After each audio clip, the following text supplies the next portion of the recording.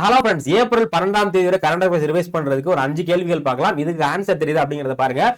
குடியரசுத் தலைவர் திரௌபதி முர்முவுக்கு சமீபத்தில் எந்த பல்கலைக்கழகத்தால் கௌரவ டாக்டர் பட்டம் வழங்கப்படுது அப்படின்னா ஸ்லோவேக்கியால இருக்கக்கூடிய கான்ஸ்டான்டின் தி பிலாசபர் யூனிவர்சிட்டி தான் கரெக்டான ஆன்சர்.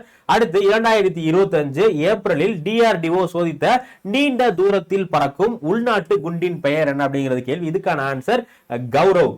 மூன்றாவது கேள்வி, தோரியம் சார்ந்த சிறிய அணு விளைவகம் அமைக்க மகாராஷ்டிரா எந்த நாட்டின் நிறுவனத்துடன் ஒப்பந்தம் செய்தது அப்படின்னா ரஷ்யாவுடைய ரோஸ்தரம் அப்படிங்கிற நிறுவனத்தோட தான் அக்ரிமெண்ட் வந்து போட்டிருந்தாங்க.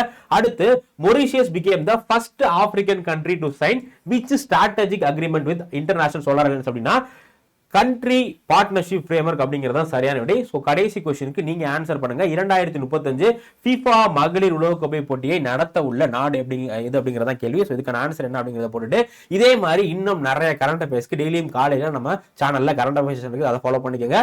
மறக்காம நம்மளுடைய சேனலை சப்ஸ்கிரைப் பண்ணிங்க, அப்பதான் நம்ம போற வீடியோலாம் உங்களுக்கு வரும். தேங்க்யூ.